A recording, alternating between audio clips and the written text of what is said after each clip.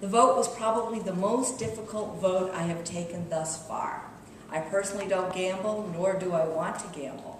However, statistically, we were able to determine that we lose a lot of business to Connecticut and online gambling. My gut feeling is that online gamblers would likely to continue to gamble online, regardless of potential casinos in Massachusetts. Isn't that illegal? Sorry. However, we will probably gain revenues from those people who otherwise may have gone to Foxwoods or Mohegan Sun. Regardless, I do believe that people most vulnerable to addictive gambling will continue to gamble with or without Massachusetts casinos. The bill does provide dedicated revenue for services for those people which were not previously available to them. I assume she means for people who have gambling addictions. In the end, however, I felt I could not vote against the possibility of 15,000 new jobs. The gambling issue had come up about 10 years ago or 15 years ago, and there was a lot of public forums then, a lot of discussion. Sue Tucker actually has showed great leadership throughout her entire tenure in the Senate against this. I don't necessarily know, there might be people here who are in favor of it, but I was approached Tom Larkin, our former county commissioner back when we had county government, who I know is president of United to Stop Slots in Massachusetts, and I asked him if he'd be willing to come and talk to us about this bill and what it means for Massachusetts. Thanks so much. Of conservatives and Republicans that engage with us. It includes the League of Women Voters, the Council for Churches, the Catholic Church, the Massachusetts Association of Social Workers, the Family Institute. Notice that all of those groups, women, tend to feel the consequences of a lot of gambling addiction. Most people with gambling addiction are men, but they bring home these problems. And we have social workers who have to deal with the social problems, the consequences of gambling. $6 million spent by the gambling industry to get their message out. And their message is very powerful and very simplistic. That we're going to create jobs. Of course, any business, including spending more money on infrastructure or education or social services, will create jobs. But it grabs people. I'll also address the issue of people going to Connecticut and the issue of whether people are going to gamble anyway.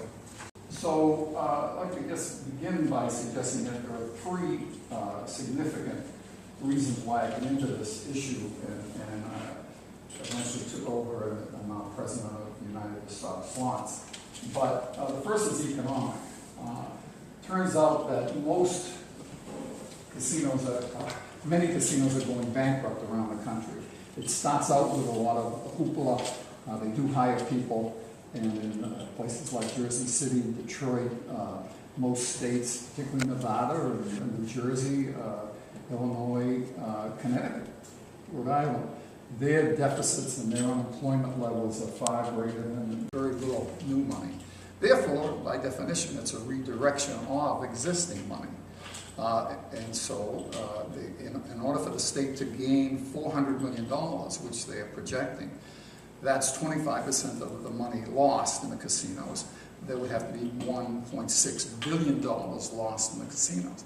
Also, most people who go gambling, there's money spent. We need to make a distinction between money spent and money lost. They will conceivably spend billions of dollars in casinos before the state gets its $400 million. Help that other businesses will. So to me, there's a huge economic distortion going on here. Secondly, there are significant social problems. The economic consequences, I think, are significant, but the social consequences are what drew me into the issue. From the middle to lower income levels, the less educated, people formerly incarcerated, returning veterans. It's interesting, I learned after I get into this thing that about 1 out of 5 returning veterans have a gambling problem. And the reason is the gambling industry has been very effective working with the Defense Department. Just about every military base now has slot machines. So people, and they sold it, they've been there for 10 or 15 years, but people come out of the service. Now, I want to make it clear that their major problem isn't gambling. That returning veterans, in order of problem is substance abuse, bipolar disorder, and addiction to alcohol or drugs. It's kind of covering up a lot of problems. So to take the position that we're going to mediate this gambling addiction when they don't understand gambling addiction. People who are trying to mediate it really, I don't think, understand that when they increase the availability of gambling, they will increase the number of gamblers. Again, to be fair, most gamblers won't have a problem, but they're also simultaneously, by percentage-wise, increasing the number of people with problems, because about a third of all active gamblers have some level of addiction, from mild, moderate to severe.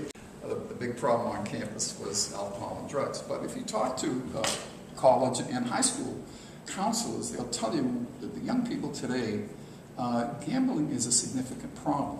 We think the pathological gambling, and we're talking about a small percentage here, but also there are problem gamblers among adolescents and college students. It's reaching a level of concern that alcohol and drugs used to have. And that's the political consequences.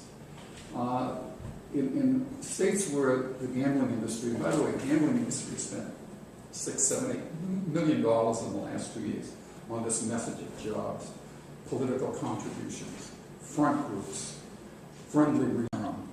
And of course, what's happened in New Jersey and other states is they will promise you anything to come in. We're at what we call level 2 now, which is lottery, bingo, poker. When you get the slot machines, you're at what we call level 3. And so they want to get in here. And Massachusetts has a population that's one of the largest state populations now that hasn't been exposed to gambling. They want to bring in new gamblers. So they cannot, and let me just mention Connecticut. Most people who go to Connecticut, again, do not have gambling problems. But again, they don't lose very much.